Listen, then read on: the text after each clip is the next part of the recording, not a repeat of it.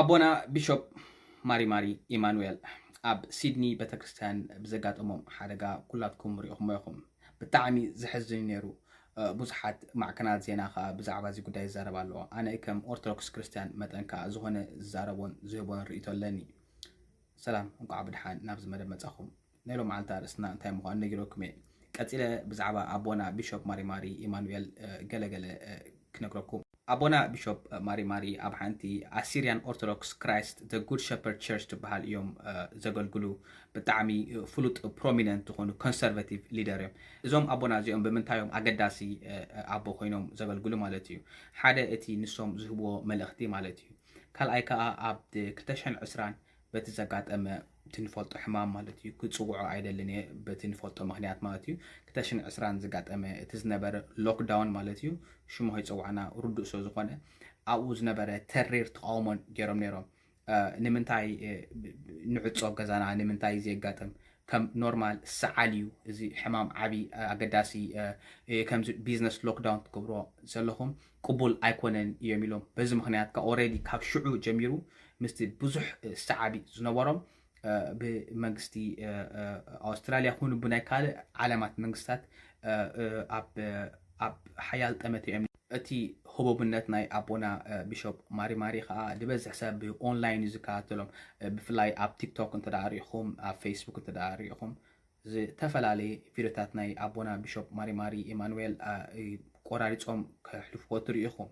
ቅድሚ ኩሉ ታሪክ ናይ ኣቦና ቢሾፕ ማሪማሪ ኢማኑኤል ምኻደይ ብዛዕባ እቲ ኣብ ዘጋጠመ ሓደጋ ሶኒ ምሸት ዝካየድ ዝነበረ ሰርቪስ ኣብ the good shepherd church ዝበሃል ኣብ ዋኬሌ እዩ እዚ ኢንሲደንት እዚ ወይ እዚ ጉዳይ እዚ ነዚ ሓደጋ እዚ ዘጋጠመ ኦልሬዲ ከም ናይ ቴሮሪዝም ወይ ኣክት ኦፍ ቴሮሪዝም ክብሉ እዮም ገሊፆሞ ዘለዉ። ምክንያቱ ብጣዕሚ ደሰንብድን ንዓለም ሙሉእ ዘዛረበን ከም ቴረር ክብሉ እዮም ገሊፆሞ ዘለዉ።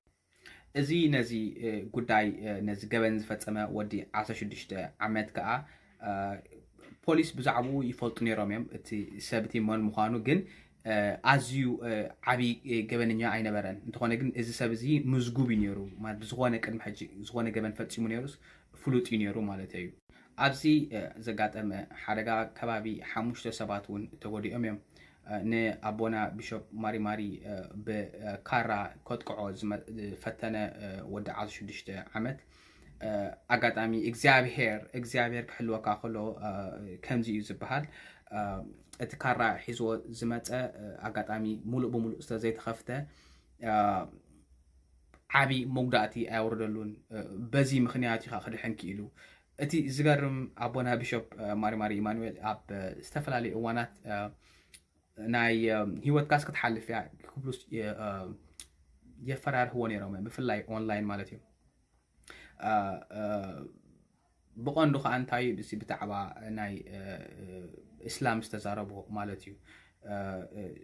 ንስኻሲ ኣይ ክትፀንዕን ኢኻ ክልተ ሰሙን እየን ዘለዋኻ ኢሎምሲ ምፍራሕ ይገብርሉ ነይሮም። ኣብዚ ኣቦና ቢሾፕ ማሪማሪ ኢማኑኤል ዝሃቦ መልሲ ኣነ ክልተ ሰሙን ክትነብር ኢኻ ኢሎም ምፍራሕ ወይ ምስ ገበርለይሲ ብጣዕሚ ኣይሓዘንኩን። ምክንያቱ ኣነ ኣብ ሂወተይ ነቢረ እየ እቲ ጉበኤ ዝብሎ ከዓስ ገይረ እየ በቃ እንታይ ሞ እግዚኣብሔር እንተ ደኣ ደልዩኒ እግዚኣብሔር እንተ ደኣ መዓልትኻ ኢሉኒ ሎሚ ወሲድኒ ዋላ ቅድሚ ፅባሕ ምኻላስ ኣነ ምስኡ ክኸውን እየ ዝደሊ። እግዚኣብሔር እንተ ፍቓዱ ኮይኑ ታሴት በቃ እግዚኣብሔር ፍቒድዎ ወሲዱኒ ምስኡ ክኸውን እየ ዝደሊ። There has been a video circulating in TikTok and I don't know where else saying that the bishop has 2 weeks to live. Yeah. And somebody's saying, farewell, Bishop, and we're really sad to see you go. Look, I was extremely excited when I heard that I have 2 weeks to live, because I don't want to stay in this world. For me, it's over. Whether I stay or not, it doesn't matter really. I've had my share of this world, and I pray that the Lord takes me today before tomorrow. I want to be with Him. This is not running away. This is not an escape, no. I'm saying it with confidence in the Lord Jesus. I love you, Lord, and I choose you any time of the day all day long to be with you. I don't care about the world and whatever the world gives. So I was extremely happy. I thank the person who did this video.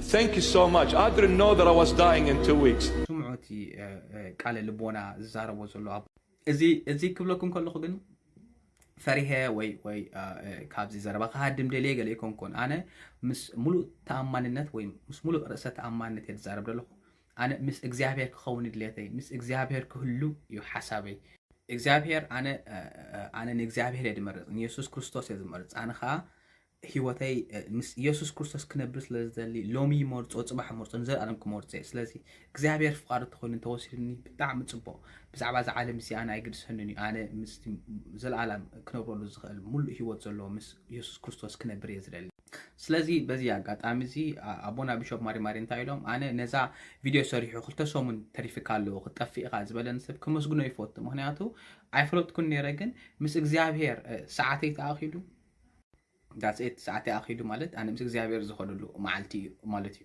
أتي قندي تساقم كم معت جميرو كتب لتخولي يخم باتريك بيت ديفيد بحالالو بودكاست لو عبي إيراناوي مالت إيراناوي أمريكاوي أب باتريك بيت ديفيد بودكاست مالتيو أبتي بودكاستتي بزعبا إسلامنا كريستنا بزعبا النبي محمد سزارو والزربانيرو جي አይኑ ኣብ ገለገለ ቆራሪጾም ብዛዕባ እዚ ቪድዮ ዝተዛሪቦም ነይሮም ግን ብፍላይ ኣብታ ፖድካስት ተዛረባ መብዛሕትኦም ነታ ክሊፕ ብብዝሂኣ ሼር ገይሮማ And this is what I want to say to my beloved Muslim world. They got upset with me in that interview with Patrick with David. That's okay, you can get upset, it's fine. Everybody's free. But let me tell you one thing. My beloved Muslim brother and sister in humanity. I love you and I will always love you. I pray for you and I will always continue to pray for you whether you like me, hate me, accept me or reject me. Beside the point, you know.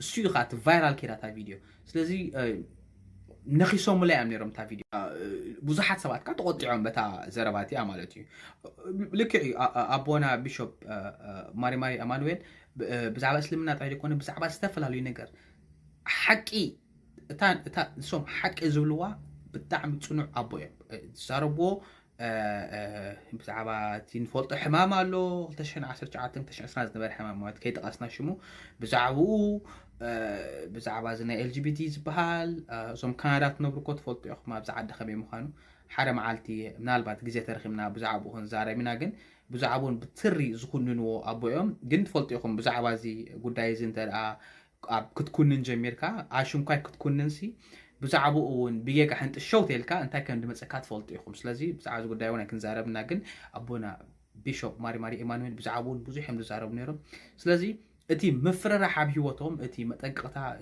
فالما يكون قدم حجون بزح مطنقتا يمصوم نيرو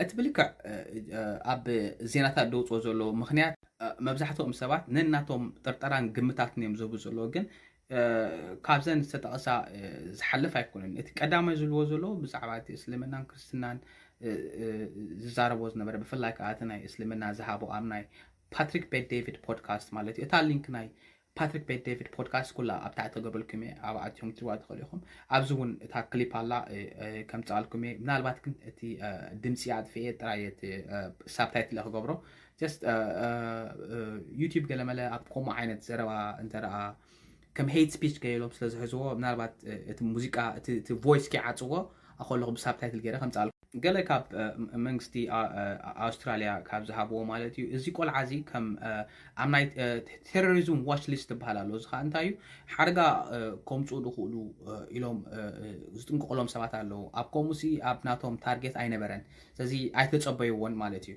እቲ ሰናይ ነገር ግን እንታዩ ብዙሓት ናይ ዝተፈላልየ እምነታት መራሕቲ ወላ ናይ ካብ ሳውዝ ዌልስ ማለት እዩ እንታይሎም ወላ ካብ እስልምና ካብ ክርስትና ከምኡን ካብ ኮፕቲክ ኦርቶዶክስ ብዙሓት እንታይሎም ነዚ ዓይነት ገበን ብጣዕሚ ዝሕዝን ሎም ኮኒኖም እዮም ወላ ብዙሓት እስልምና እስላም ኣመንቲ እስልምና ማለት እዩ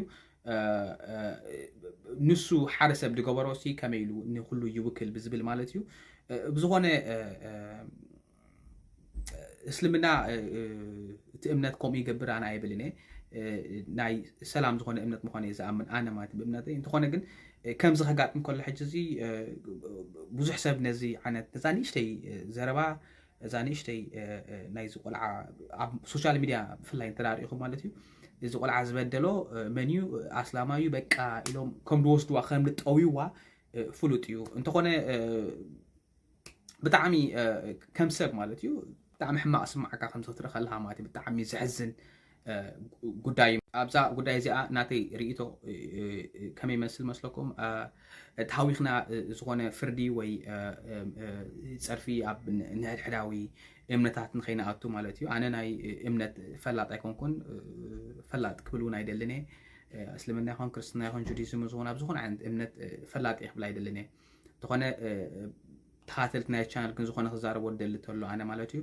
ብዝተኻለኩም ኖ ኣስላሚን ከም ዝገርሙ ኖ ከምዚኦም ክርስቲያን ኮይኑ ከይበልና እዚ ጉዳይ ክሳብ ባዕሎም ኣፃርዮም ፖሊስ እዝን ኢሎም ዘውፅዎ ብዝተኻለኩም ብኦንላይን ኦልሬዲ ጀሚርኩም ከማ ናብ ቲክቶክ ኣወፂኹም ሲ በቃ ፈረትን ዳኛን ክትኮኑ ብዙሓት ኣድላይ ይኮነን ክሳብ ፀብፃብ ዝወፅእ ደን ካብቲ ፀብፃብ ተበጊስና እዝን ይኽንብል ንኽእል ማለት እዩ ንኣቦና ቢሾፕ ማሪ ኣማኑኤል ሙሉእ ምሕረት ይውርደሎም በዚ ቀፂለ እቲ ካልእ ኩሉ ዝተረፈ ቪድዮ ከሪአኩም ኩላትኩም ኣብ ፀሎትኩም ኣይትረስዕዎም ክቡራትን ክቡራን ተኸታተልቲ መደብ ቤኒ ሚድያ ናብቲ ቪድዮ ክሕልፈኩም ሰናይ ምክትታል You know, when you get attacked, I know it's ugly. I know sometimes it is unbearable. But in a way, you need to thank God. You know why? Because if you're getting attacked, that means Christ is really very close with you, in you, and walking along with you. That's why you are getting on Satan's nerve. Satan will not attack someone who is lost. Satan will only attack those whom Christ is dwelling in them with mightiness. So when you are getting attacked so heavily, thank the Lord, because it is a very, very clear sign that Jesus is with you. That's why you are making Satan eat Indian hot pepper. So thank the Lord and say, Lord, it's very unbearable, this trial, but you're with me. Even though I walk through the valley of the shadow of death, I will fear no evil, for you are with me. Psalm 23. For you are with me. And he's to conquer through his children. Eritrana, Eritrana,